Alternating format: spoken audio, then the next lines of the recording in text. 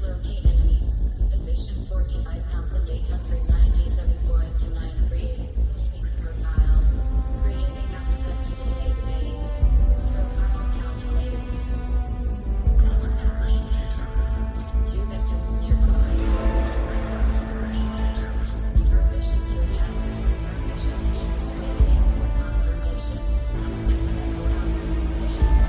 successful.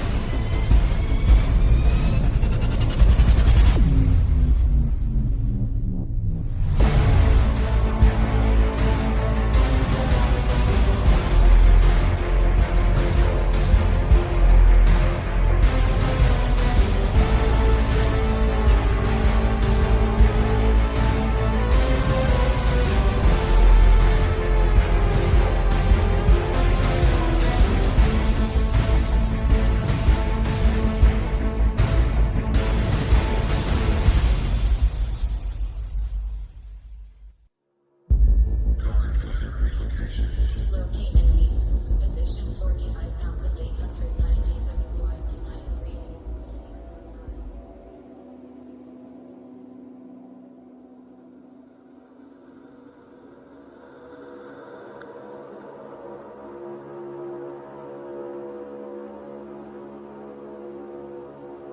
Nuestra expedición había sido cuidadosamente planeada. 2 grandes cargos habían transportado nuestras provisiones y nuestro equipo desde la base lunar del Mare Serenitatis, a 800 kilómetros. Disponíamos además de 3 pequeños cohetes destinados al transporte a cortas distancias, en regiones en las que era imposible servirse de los vehículos de superficie. Afortunadamente, la mayor parte del Mare Crisium es llana. No existen allí esas enormes grietas tan frecuentes y tan peligrosas en otras partes, y los cráteres y elevaciones de cierta altura son bastante raros. A primera vista, nuestros potentes tractores oruga no tendrían la menor dificultad en conducirnos hasta donde quisiéramos ir. Yo era el geólogo, jefe del grupo destinado a la exploración de la zona sur del Mare. Cuando la vida se había iniciado en la Tierra, aquel mar estaba ya moribundo. El agua se retiraba de los flancos de aquellas maravillosas escolleras para fluir hacia el vacío corazón de la luna. Sobre el suelo que estábamos recorriendo, el océano, que no conocía mareas, había alcanzado en su tiempo una profundidad de 800 metros. Ahora la única huella de humedad que podía hallarse era la escarcha que descubrimos a veces en las profundidades de las cavernas, donde jamás penetra la luz del sol.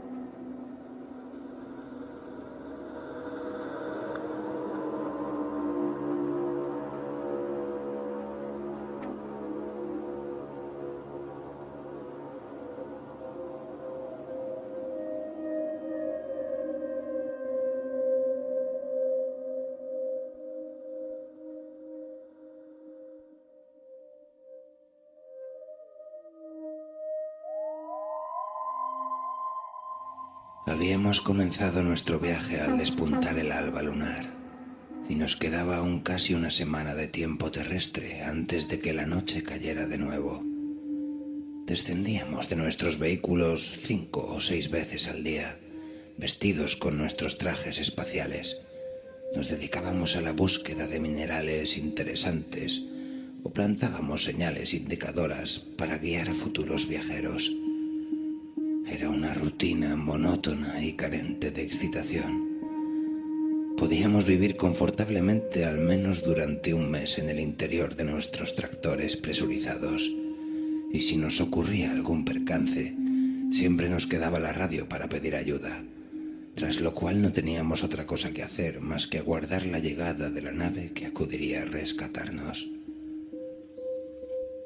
Acabo de decir que la exploración lunar es una rutina carente de excitación, y no es cierto. Uno nunca se cansa de contemplar aquellas increíbles montañas, tan distintas de las suaves colinas de la Tierra. Al doblar un cabo o un promontorio, uno nunca sabía qué nuevos esplendores nos iban a ser revelados.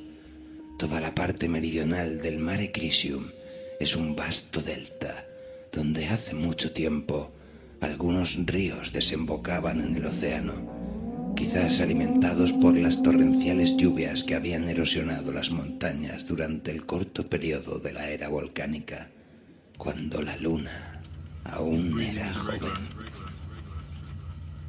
His heart rate is starting to synchronize with the source. Good. We can start a transmission.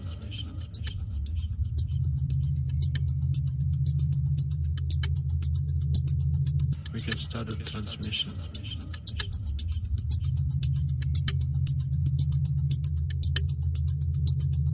We can start a transmission.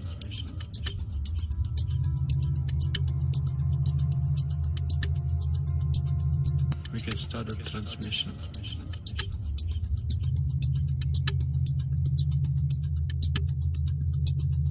We can start a transmission.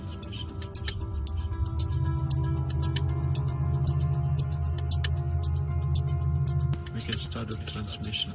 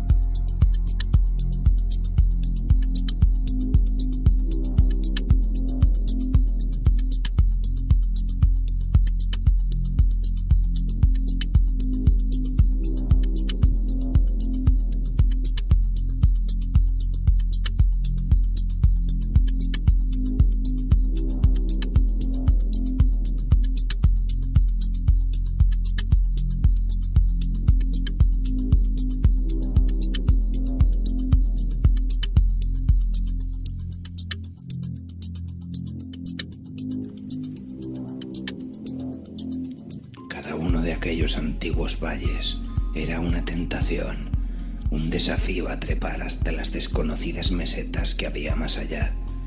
Pero teníamos aún 1,5 centenares de kilómetros que cubrir, y todo lo que podíamos hacer era contemplar con envidia aquellas cimas que otros escalarían. A bordo del tractor vivíamos según el tiempo terrestre, y a las 22 horas exactamente enviábamos el último mensaje por radio a la base y terminábamos nuestro trabajo. Afuera, las rocas seguían ardiendo bajo un sol casi vertical. Para nosotros era de noche hasta que nos despertábamos de nuevo tras 8 horas de sueño. Entonces uno de nosotros preparaba el desayuno. Se oía un gran zumbido de afeitadoras eléctricas y alguien conectaba la radio que nos unía a la tierra. Realmente, cuando el olor de las salchichas cociéndose comenzaba a llenar la cabina, a uno le resultaba difícil creer que no habíamos regresado a nuestro planeta. Todo era tan normal, tan familiar, excepto la disminución de nuestro peso y la lentitud con que caían todos los objetos. Aquel día era mi turno de preparar el desayuno. Me coloqué en el ángulo de la cabina principal que servía como cocina. Pese a los años transcurridos, recuerdo con extrema claridad aquel momento, porque la radio acababa de transmitir una de mis canciones preferidas.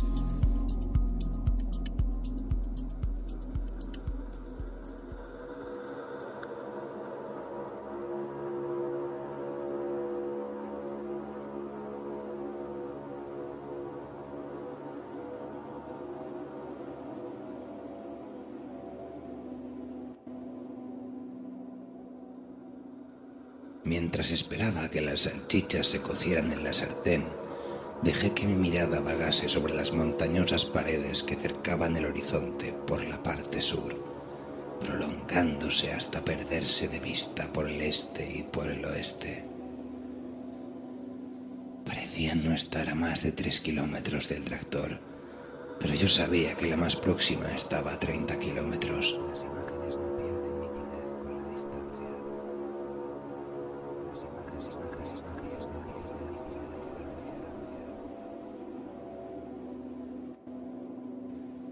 Levanté los ojos hacia los picos que ningún hombre había escalado nunca. Aquellos picos que antes del nacimiento de la vida sobre la tierra habían contemplado cómo se retiraba el océano, llevándose hacia su tumba la esperanza y las promesas del mundo. El sol golpeaba los farallones con un resplandor que cegaba los ojos, mientras que un poco más arriba las estrellas brillaban fijas en un cielo más negro que la más oscura medianoche de invierno en la tierra. Iba a girarme cuando mi mirada fue atraída por un destello metálico.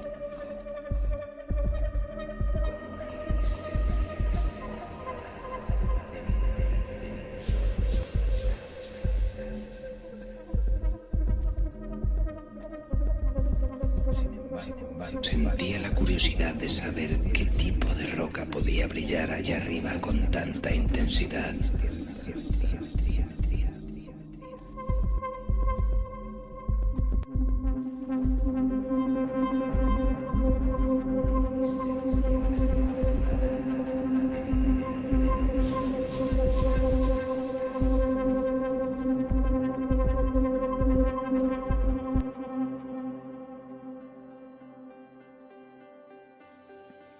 Mientras avanzábamos a través del Mare Crisium, aquella misma mañana, con las montañas irguiéndose a occidente, discutimos sobre el caso y continuamos discutiendo a través de la radio cuando salimos a realizar nuestras prospecciones. Mis compañeros sostenían que había sido probado sin la menor sombra de duda que jamás había existido ninguna forma de vida inteligente en la Luna. Las únicas cosas vivas que habían llegado a existir allí eran algunas plantas primitivas. Esto lo sabía yo tan bien como todos, pero hay ocasiones en las que un científico no debe temer al ridículo.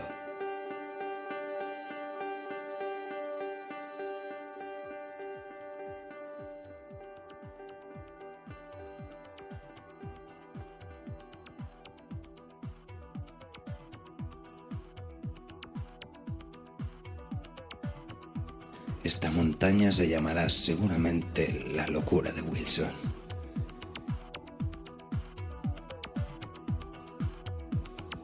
Garnett vendría conmigo al día siguiente.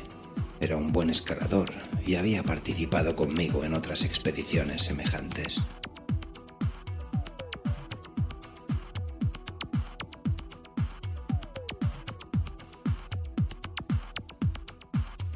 A primera vista, aquellas paredes parecían prácticamente inescalables.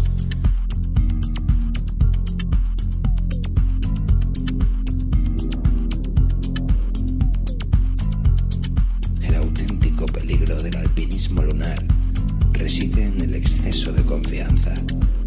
Una caída desde 100 metros en la Luna es tan mortal como una caída desde 15 metros en la Tierra.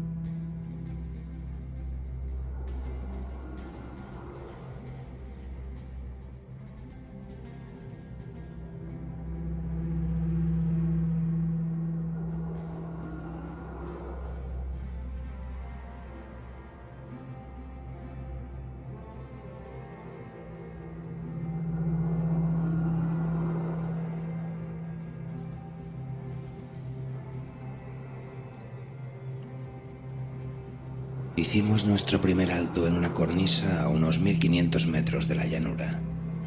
La escalada no había sido difícil, pero el esfuerzo al que no estaba acostumbrado había embarado mis miembros y me sentía feliz de poder descansar un poco.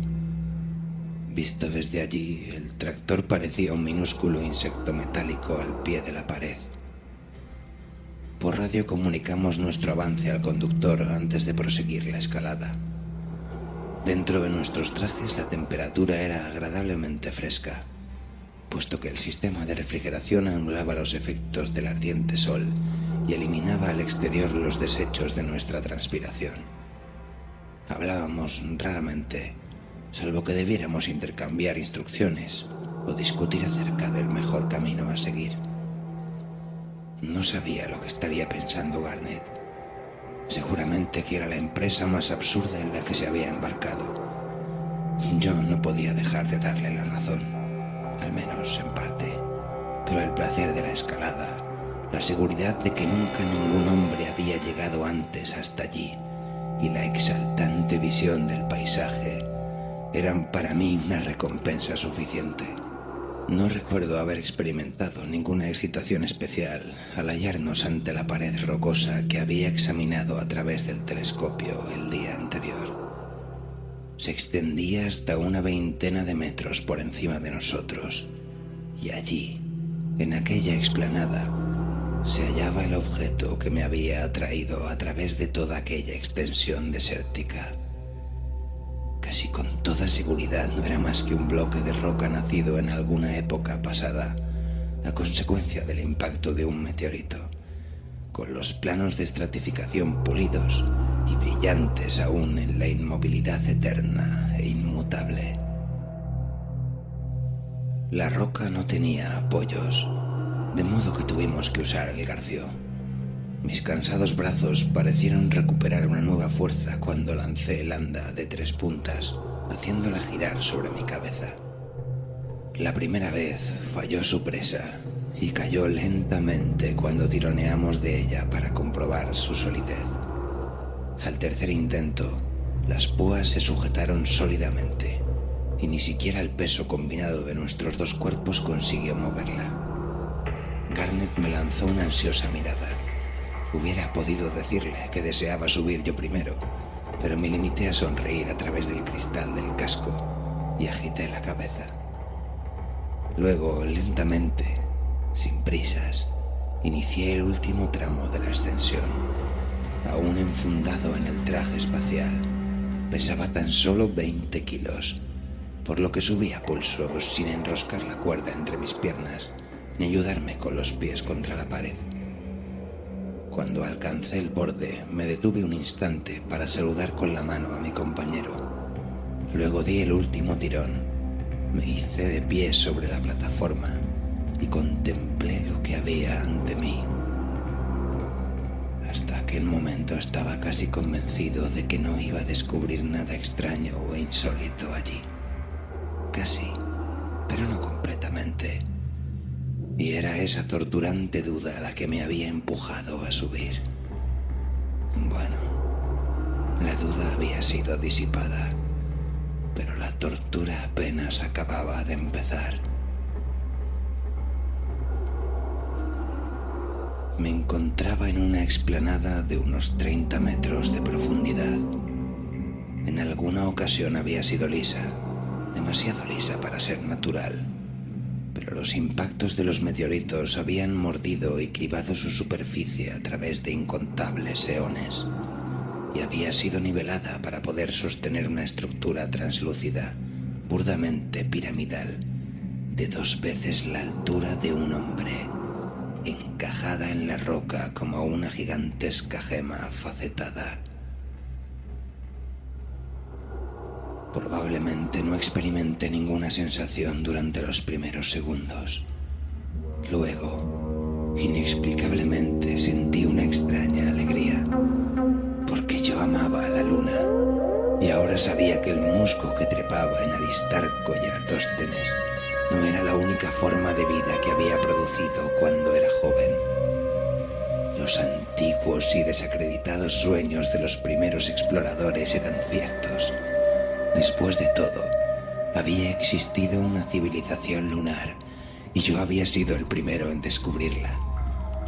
El hecho de haber llegado con 1 millón de años de retraso no me preocupaba. Tenía bastante con haber llegado. Mi cerebro comenzaba a funcionar de nuevo normalmente, analizando, planteando preguntas. ¿Qué era aquella construcción? ¿Un santuario o alguna otra cosa que en mi lengua no tenía nombre? Si era una construcción habitable, ¿por qué la habían edificado en aquel lugar casi inaccesible? Me pregunté si se trataría de un templo e imaginé ver a los adeptos de alguna extraña región invocando a sus divinidades para que les salvaran la vida mientras la luna declinaba con la muerte de sus océanos.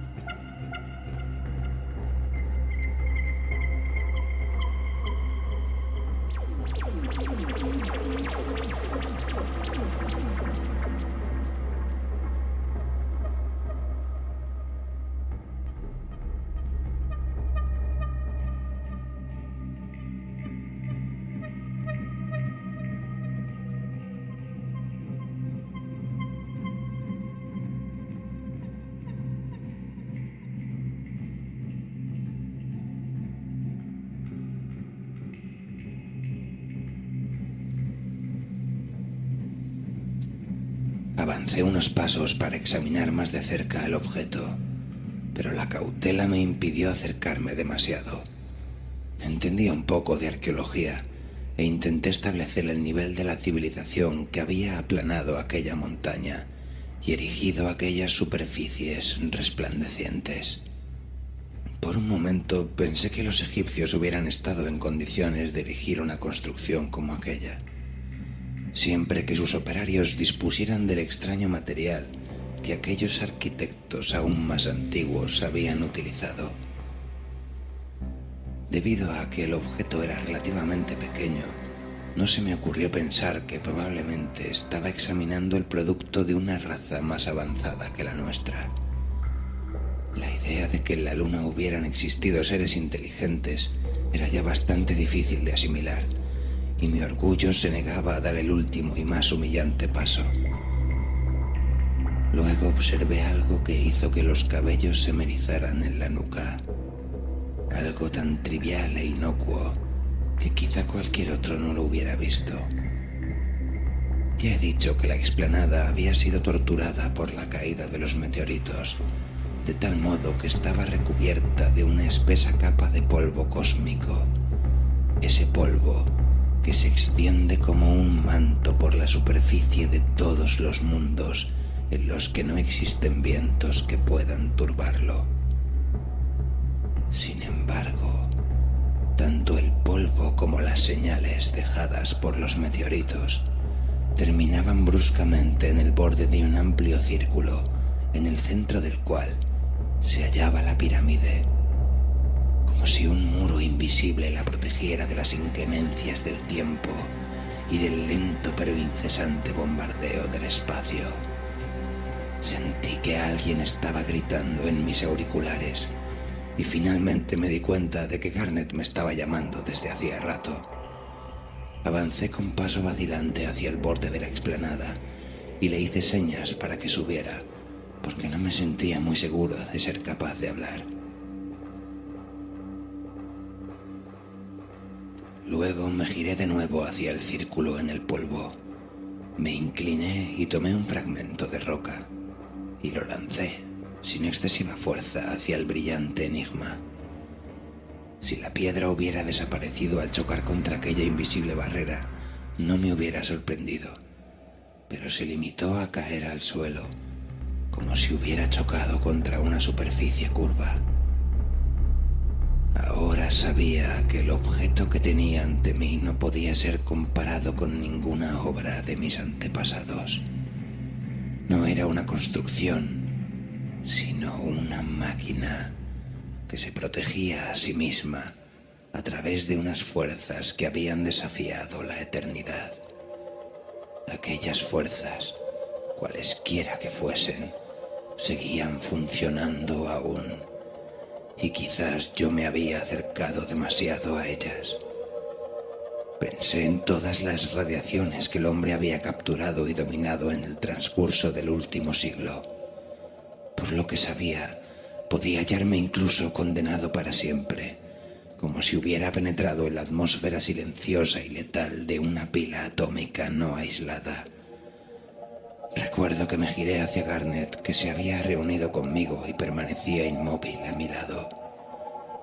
Me pareció tan absorto que no quise molestarle, y me dirigí hacia el borde de la explanada, esforzándome en ordenar de nuevo mis pensamientos.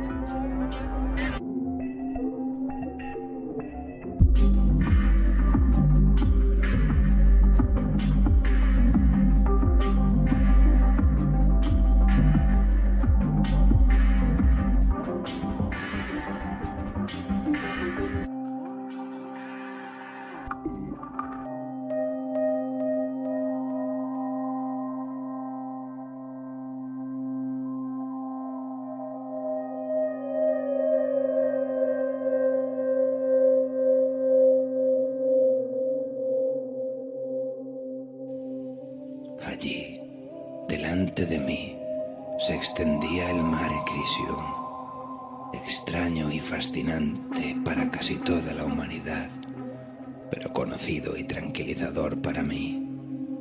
Levanté la mirada hacia la hoz de la tierra que yacía en su cuna de estrellas y me pregunté qué habían ocultado sus nubes cuando aquellos desconocidos constructores habían terminado su trabajo. Era la humeante jungla del Carbonífero, la desierta orilla de los océanos sobre la que reptaban los primeros anfibios para conquistar la tierra firme, o un periodo más anterior aún, el periodo de la soledad, antes de que la vida iniciara su desarrollo. No me pregunten por qué no intuí antes la verdad, que ahora parece tan obvia. En la excitación del descubrimiento me había convencido a mí mismo de que la aparición cristalina debía de haber sido construida por una raza que había vivido en el remoto pasado lunar. Pero de pronto, con una terrible fuerza, me traspasó la certeza de que aquella raza era tan extranjera en la luna como lo era yo. En el transcurso de 20 años de exploraciones, no habíamos hallado ningún otro rastro de vida, a excepción de algunas plantas degeneradas. Ninguna civilización lunar, aún moribunda, podía dejar tan solo una única prueba de su existencia. Volví a mirar la resplandeciente pirámide y me pareció más extraña que nunca a cualquier cosa perteneciente a la luna. Y entonces, de golpe fui sacudido por un estallido de risa histérica, provocado por la excitación y por la excesiva fatiga. Me había parecido que la pirámide me dirigía la palabra y me decía: lo siento, pero yo tampoco soy de aquí. Hemos necesitado 20 años para conseguir romper aquel invisible escudo y alcanzar la máquina encerrada en aquellas paredes de cristal. Lo que no hemos podido comprender, lo hemos destruido finalmente con la salvaje potencia de la energía atómica, y he podido ver los fragmentos de aquel hermoso y brillante objeto que descubriera allí, en la cima de la montaña. No significaban absolutamente nada. Los mecanismos de la pirámide, suponiendo que lo sean, son fruto de una tecnología que se halla mucho más allá de nuestro horizonte. Quizás una tecnología de fuerzas parafísicas. El misterio continúa atormentándonos cada vez más, ahora que hemos alcanzado otros planetas y sabemos que solo la Tierra ha sido cuna de vida inteligente en nuestro sistema. Una civilización antiquísima y desconocida, perteneciente a nuestro mundo, no podría haberla construido, ya que el espesor del polvo meteórico en la explanada nos ha permitido calcular su edad. Aquel polvo comenzó a posarse antes de que la vida hiciera su aparición en la Tierra, cuando nuestro mundo alcanzó la mitad de su edad actual. Algo que venía de las estrellas pasó a través del sistema solar, dejó aquella huella de su paso y prosiguió su camino hasta que nosotros la destruimos.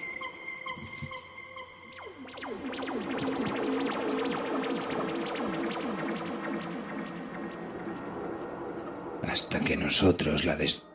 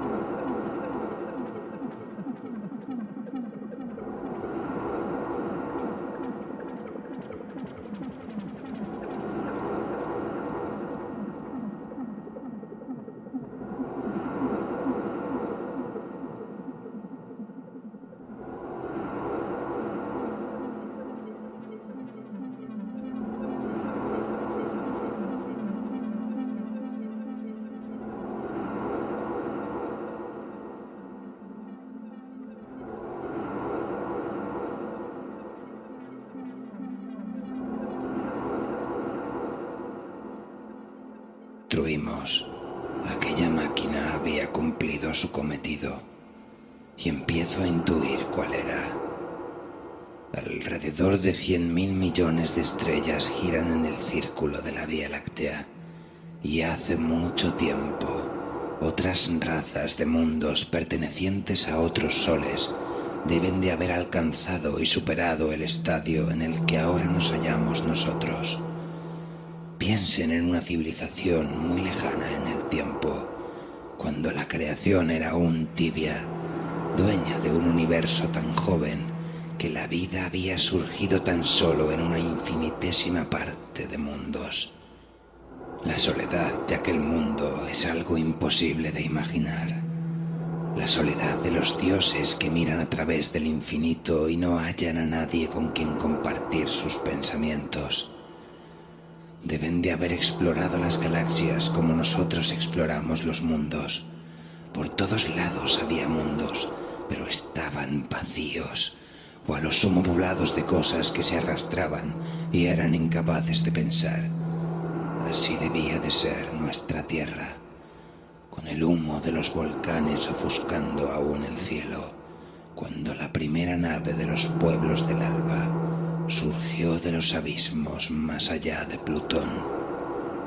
Rebasó los planetas exteriores apresados por el hielo, sabiendo que la vida no podía formar parte de sus destinos. Alcanzó y se detuvo en los planetas interiores que se calentaban al fuego del sol esperando a que comenzara su historia. Aquellos exploradores deben de haber observado la Tierra, sobrevolando la estrecha franja entre los hielos y el fuego, llegando a la conclusión de que aquel debía ser el hijo predilecto del Sol.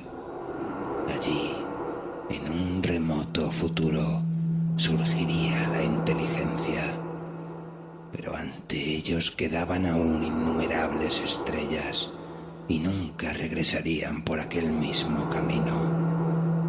Así pues, dejaron un centinela, uno de los millones que deben de existir esparcidos por todo el universo, vigilando los mundos en los cuales vibra la promesa de la vida. Era un faro que a través de todas las edades señalaba pacientemente que aún nadie lo había descubierto. Quizás ahora comprendan por qué la pirámide de cristal fue instalada en la Luna y no en la Tierra. A sus creadores no les importaban las razas que luchaban aún por salir del salvajismo. Nuestra civilización les podía interesar tan solo si dábamos prueba de nuestra capacidad de supervivencia, lanzándonos al espacio y escapando así de la Tierra, nuestra cuna. Este es el desafío que antes o después se plantea a todas las razas inteligentes. Es un desafío doble, porque depende de la conquista de la energía atómica y de la decisiva elección entre la vida y la muerte. Una vez superado este punto crítico, era tan solo cuestión de tiempo que descubriéramos la pirámide y la forzásemos para ver lo que había dentro. Ahora ya no emite ninguna señal, y aquellos encargados de su escucha deben de haber vuelto su atención hacia la Tierra. Quizás acudan a ayudar a nuestra civilización, aún en su infancia, pero deben de ser viejos, muy viejos, y a menudo los viejos son morbosamente celosos de los jóvenes. Ahora ya no puedo mirar la Vía Láctea sin preguntarme de cuál de esas nebulosas estelares están acudiendo los emisarios. Si me permiten hacer una comparación bastante vulgar,